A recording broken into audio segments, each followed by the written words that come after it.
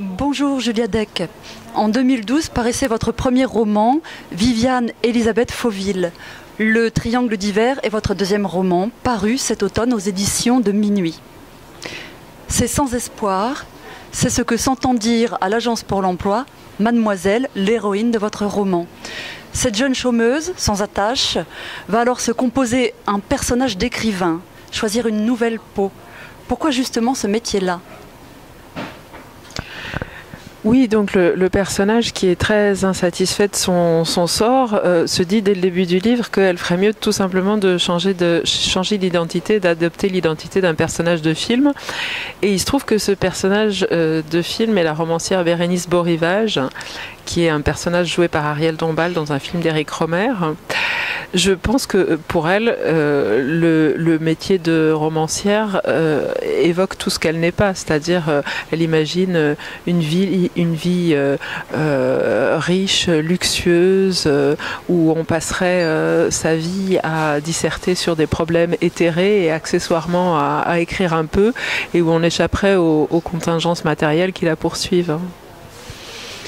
L'histoire a pour décor des ports reconstruits après-guerre, Le Havre, Saint-Nazaire. Avez-vous choisi d'abord l'univers portuaire pour y faire évoluer vos personnages, ou les personnages ont-ils appelé ces lieux ? Je suis partie du décor. En fait, mon premier livre se situait très très largement à Paris et j'ai fini par me sentir enfermée dans ce décor parisien qui avait une présence très importante dans le livre.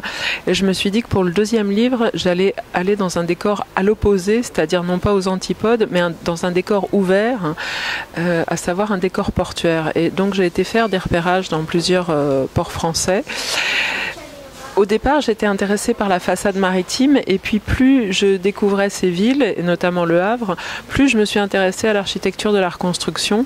Et finalement, je pense que c'est ça qui est devenu le thème central du livre, c'est la reconstruction des villes que traversent les personnages et aussi la reconstruction de leur identité dans la mesure où le personnage principal donc décide de changer d'identité dès la première scène. Alors justement, identité, dépersonnalisation, réalité, affabulation. Est-ce que la folie, les chemins qu'elle emprunte, est un sujet du livre ? Je ne suis pas certaine que le livre tourne autour de la folie. La folie, c'était où le personnage normal qui déraille, c'était le sujet central de mon premier livre. Là, pour moi, il s'agit pas réellement d'une étude de la folie. C'est vrai que le personnage principal a des comportements qui sont pas orthodoxes, puisqu'elle doit s'en sortir. Elle n'a pas l'intention de travailler pour gagner de l'argent, donc elle est obligée de se procurer de l'argent par d'autres moyens.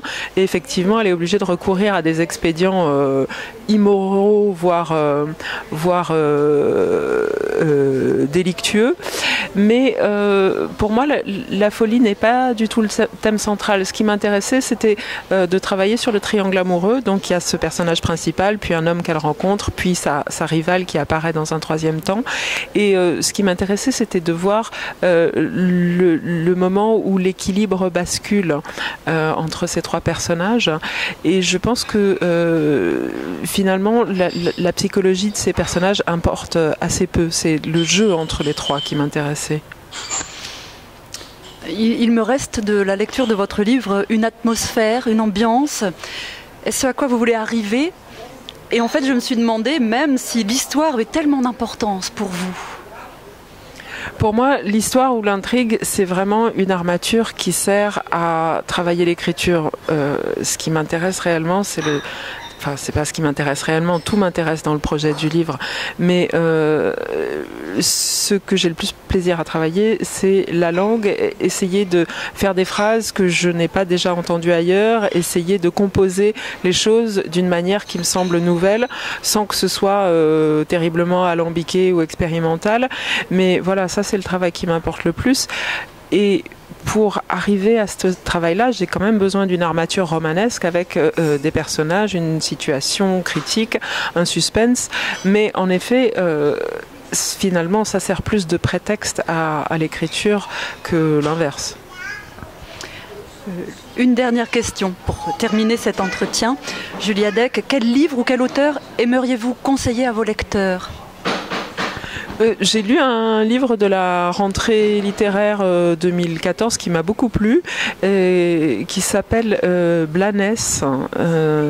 L'auteur s'appelle Edwige Jeanmar, et Blanès, c'est le camping où a travaillé Roberto Bolaño, et qui semblerait être une espèce de lieu de pèlerinage pour toutes sortes de pèlerinages de personnages excentriques. Et ouais, j'ai vraiment beaucoup aimé ce livre. C'est voilà ce qui me vient à l'esprit. Merci beaucoup, Julia Deck. Merci à vous.